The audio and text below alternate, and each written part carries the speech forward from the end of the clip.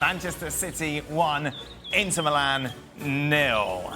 Take a look at the treble winners over the years. Of course, Manchester City looking to emulate what the red half of Manchester did in the past, and they have done that now. Only the second English side to complete the treble. Well, as promised, Stuart Robson joins us. We'll be speaking to Robbo in a minute. Do I start negative? Mm-hmm. Obviously, No, Manchester City have just won the final, and it was great. I can do that for you. But just from a spectacle, from a neutral's point of view, this was disappointing, wasn't it? Well, I thought I'd be sitting here and we'd be sitting here talking about a swashbuckling City performance that was comfortable 2 to 3 goals, because that's kind of what we've seen. Certainly we saw it in the Real Madrid game. But in their biggest moment in the history of their football club, the treble, but more importantly, the Champions League, was arguably one of their worst performances at this level. Now, a lot of that is down to how Inter played. I think Inter at this level played as well as they could, and City probably played as poorly as they have done for a long time. But you give Inter some credit for the way they harassed and pressed and congested the midfield, and the wing-backs defended brilliantly, and Haaland never got a kick, literally. Yeah, never got a kick, he had that one strike. But I think some of it came down to the moment got to some of the City players. I've not seen passing as bad as that from the centre-halves, from Gundogan, from Rodri, Jack Grealish, Erling Haaland's touch. I just felt that the hesitant performance from a lot of these players was because of the magnitude of what was in front of them. And they got it done in the end, which is absolutely brilliant from their perspective. But I never for a moment thought it would be as difficult as it was. Was it nerves, Stevie? Was it the occasion? Was it the end of a long season?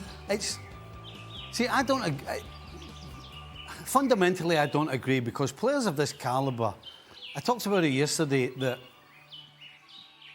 the occasion doesn't get to these types of players. And I still find it very difficult to believe that the occasion got to them. But I'm struggling to come up with a reason why they were so poor. Could you say that Inter played so well their game that it put them off? Well, I think... Well, you've got to give them credit for harassing them as they did. But at the same time, if I'm playing for Inter and I'm playing against a side who supposedly is going to pass us off the park, but who can't string 2 passes together properly, all that's going to do is encourage me to close down even quicker. And that's what happened. We've never seen Man City players... You know, Man City at their best move the ball quickly, there's great movement, and the passing's accurate. Well, we never saw any of those 3 things today at all. But as I said, if you're an Inter player and that's what the opposition are doing, it just encourages to keep running, keep chasing, keep closing, and keep harassing them. While there may have been an element of surprise because Inter was willing to press higher up the field, something that perhaps we were not expecting, and more importantly, Manchester City were not expecting. This is not the first team that presses Manchester City, that harasses Manchester City. This is not the first team that gets numbers around the ball. What we usually see is Manchester City being able to play through that pressure and out of that pressure and then find spaces in the attacking half. Now, if you ever needed any evidence as to what this game was like for Manchester City, we heard it in the post-game interviews. Yeah, don't use any of those words. No, I will not, but Rodri and Jack Grealish, back-to-back interviews, they both said, this is not me saying it, they both said, basically, we were crap. Yeah. And that they individually had not been good. They said it.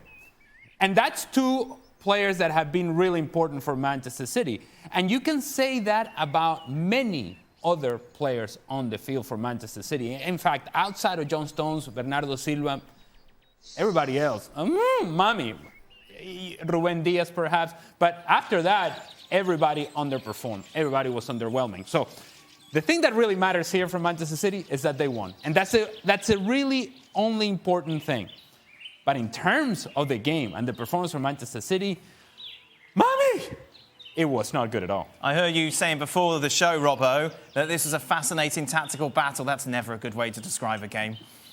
No, it wasn't fascinating from Man City's point of view. They play their normal way, although they played Kevin De Bruyne on the left-hand side, where he's been playing most of the time on the right-hand side. And they actually, in the first half, played John Stones as a right-back who came into central midfield, rather than as he did in the game against Real Madrid and against Manchester United, where he was an out-and-out midfield player. He did that in the second half to much better effect.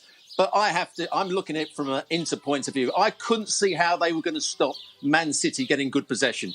But I thought their tactical understanding, the position that their players took up was excellent. Well, I thought Darmian and Bastoni would sit in a back three. They didn't. They came out when Barella went to close Ake down. Darmian came out and pressed the ball high up the field. I thought they got it tactically right perfectly in the first half. They're closing down, their positional play, their understanding of what their jobs was when Man City had the ball was really, really good. The only problem was, where was the threat going to come from? And if you are going to defend well, you have to have a threat going forward. And they didn't in the first half because Dzeko was playing as a centre forward. Martinez was playing almost on the left-hand side at times to stop Stones coming forward from his right-back position. And they couldn't really get any attacks going. But defensively, I thought they were excellent. And that's why Man City couldn't get their passing game going. Well, I don't know, Robbo. I think there's an argument for a good tactical side of the game, and there's definitely an argument for a very sloppy passing element of the game for Man City. We're not talking about, they harassed them a little bit, but we're talking about, in the first half, a dozen passes that were simple passes, not finding a man. And somebody was having to change direction and go and fetch it. And so the momentum had sort of fell down. As Ali said, it's not their first rodeo for teams pressing, harassing, getting bodies around the ball. And they find a way to get around them. But it's not a Champions League final. And I felt there was a little bit of both today in terms of, Inter made it much more difficult than I thought they would. But City underperformed much more than I thought they would. They were way under par in terms of the standards that they set. But I go back to the team selection. We didn't think we'd be sitting, when we come in and watch this game, we didn't think we'd be having a discussion about what the hell is he doing. Mm-hmm. Yeah, Kyle Walker. We thought he's over that. Now, Kyle Walker had a back injury, but apparently he was 100% fit to play.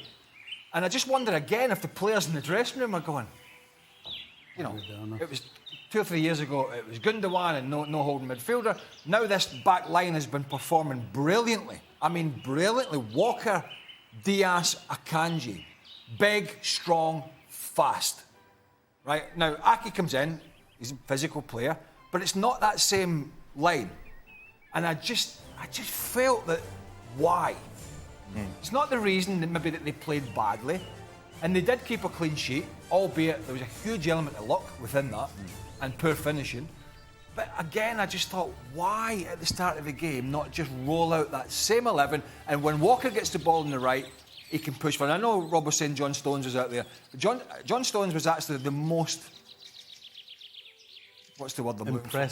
Impressive and composed player on the ball for long periods in that Man City side. And again, it has to be why. So why? I've no idea, Dan. Absolutely no idea. You completely annihilate Real Madrid 4-0 with John Stones and Walker. John Stones coming from centre-back into the middle. Why would you possibly change it, really? Do you think Inter Milan are better than Real Madrid? No. I mean, Pep Guardiola said that Walker was 100% fit and that he was making a change because of the way they wanted to play. I mean, so you're upsetting the whole apple cart after a performance that we were all salivating about, annihilating Real Madrid, of all teams, playing them off the park. I mean, just incredible. And then you change it. I mean, that smacks of just being too clever.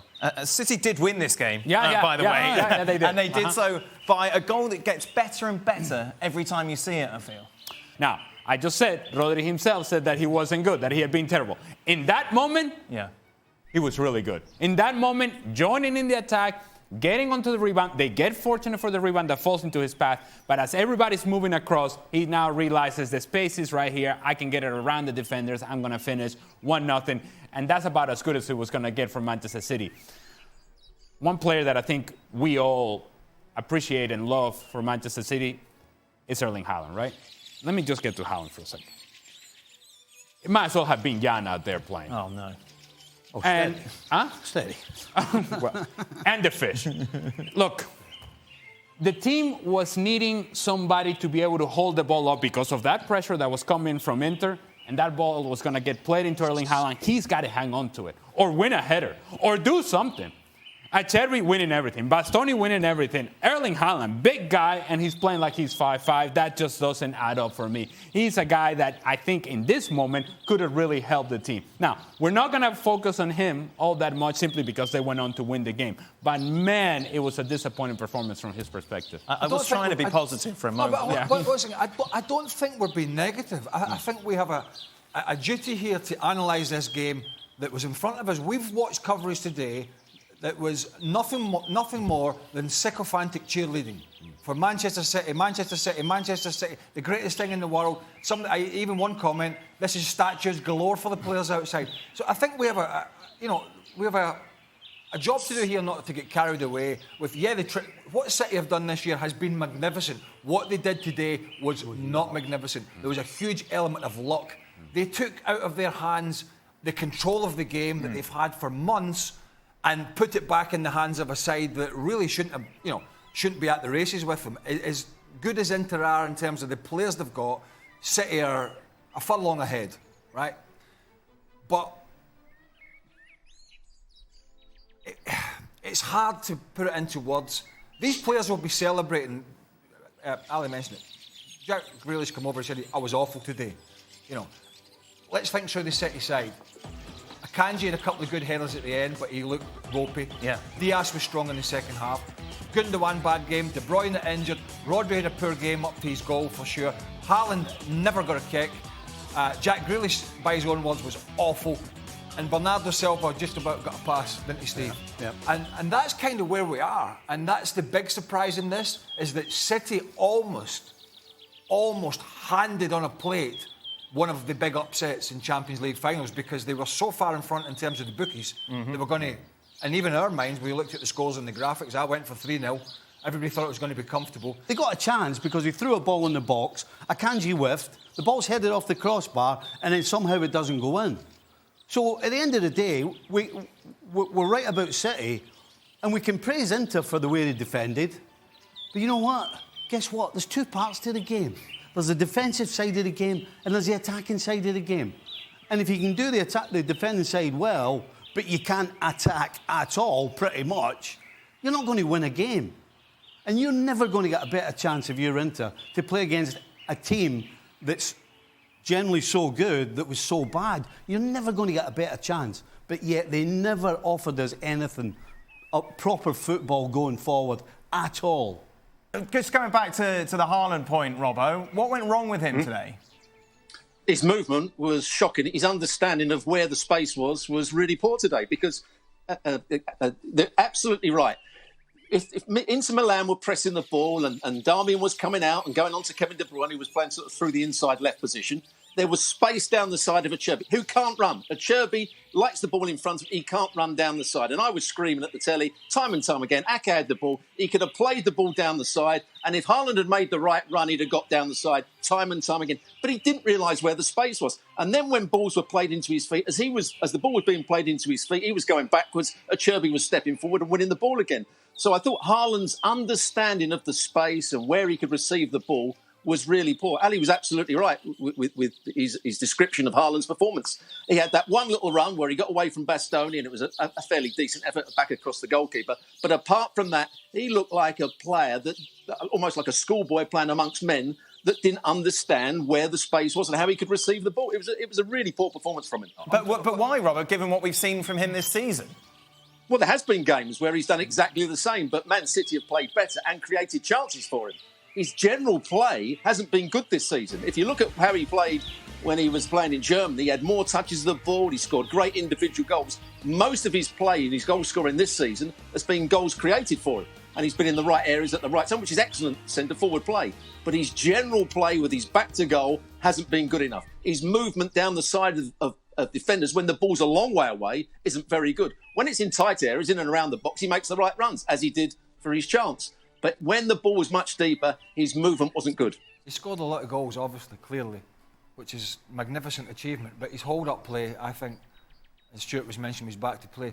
His actual hold-up play and his touch and his awareness, I think, a lot of times has been quite poor. Dare I say it, he was bullied tonight by... Really? Yeah, he was bullied by Bastoni and Acerbi in particular. And I mean, easily bullied. I mean, like, they would get tight to him and they were winning head. I don't think he won a header.